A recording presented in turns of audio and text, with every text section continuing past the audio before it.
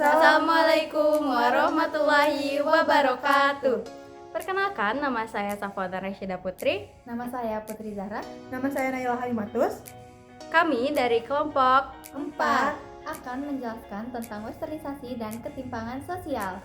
Tonton terus ya. Kami dan Anda, kita semua insya Allah siap belajar sosiologi. Apa itu westernisasi? Westernisasi secara umum dikenal sebagai peniruan budaya kebarat-baratan dengan mengikuti segala macam jenis budaya barat, mulai dari makanan cepat saji, gaya berpakaian, atau bahkan sampai penggunaan bahasa asing. Menurut Kamus Besar Bahasa Indonesia, westernisasi adalah pemujaan berlebihan terhadap barat.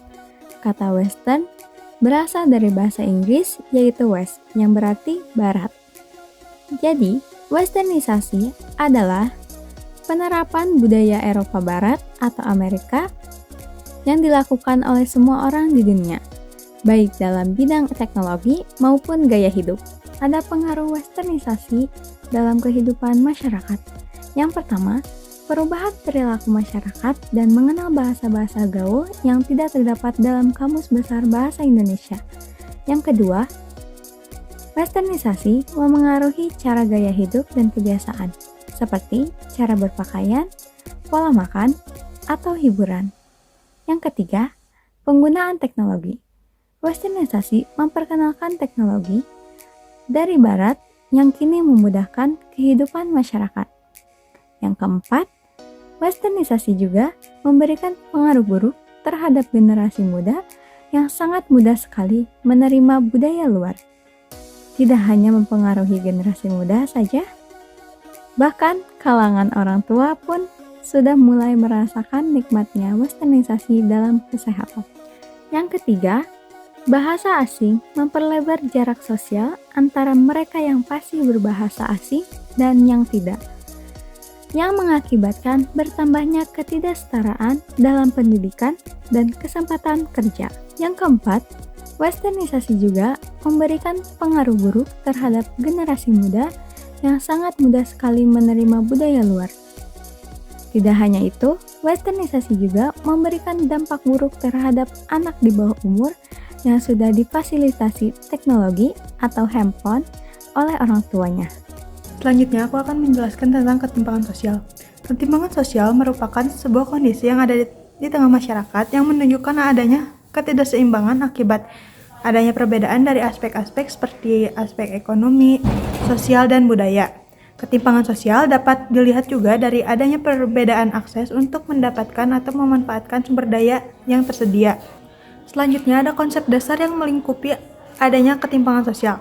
Yang pertama, distribusi sumber daya yang tidak merata. Yang kedua, kesenjangan status sosial.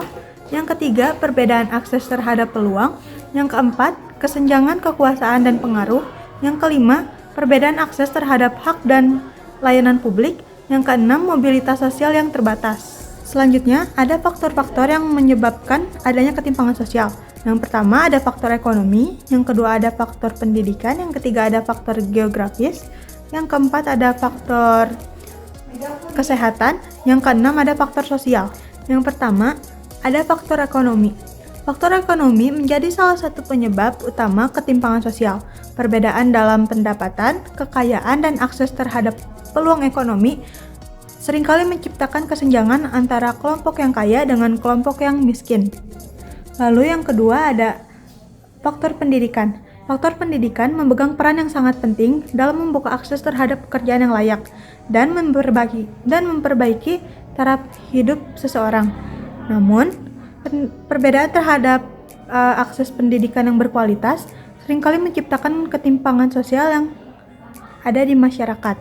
Dan yang ketiga ada faktor geografis. Lokasi geografis juga sangat mempengaruhi ketimpangan sosial. Perbedaan akses terhadap infrastruktur dan layanan dasar menyebabkan ketimpangan antara masyarakat di daerah perkotaan dan masyarakat di daerah perdesaan atau di wilayah yang terpencil. Selanjutnya ada faktor sosial. Faktor sosial mencakup perbedaan dalam norma, nilai keyakinan, serta struktur sosial dalam masyarakat dan juga perbedaan gender, suku atau agama, serta layanan kesehatan lebih mudah diakses di kota daripada di desa. Lalu ada faktor politik. Kebijakan pemerintah yang sering menguntungkan kelompok tertentu, juga korupsi membuat pembagian sumber daya jadi tidak merata. Lalu yang terakhir ada faktor budaya. Tradisi tertentu yang membatasi hak kelompok tertentu seperti perempuan, juga sikap mementingkan diri sendiri bisa memperburuk kesenjangan. Di sini saya akan menjelaskan tentang makna di balik poster ini. Jadi, maknanya yang pertama adalah mengajak masyarakat untuk tetap mempertahankan identitas dan karakter bangsa Indonesia. Dan yang kedua, meningkatkan bahwa budaya dan nilai-nilai asli bangsa seperti gotong royong, sopan santun, kearifan lokal, dan keberagaman adalah warisan penting yang tidak boleh hilang atau digantikan oleh budaya asing. Dan yang terakhir, yang ketiga adalah kesadaran terhadap pengaruh asing yang menyeratkan perlunya kewaspadaan dalam menerima pengaruh budaya barat agar tidak sepenuhnya meninggalkan tradisi dan norma yang menjadi khas bangsa. Selanjutnya, kita akan menunjukkan makalah yang telah kita buat.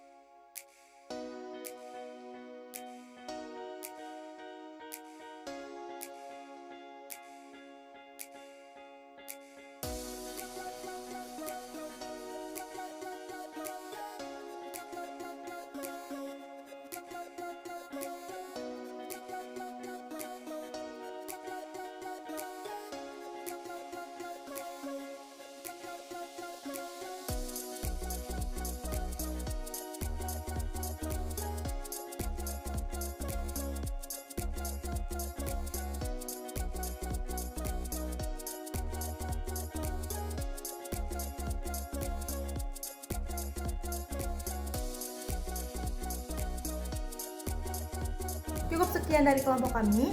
Mohon maaf bila ada kekurangan dan kesalahan. Karena kesempurnaan hanya milik Allah Subhanahu wa taala.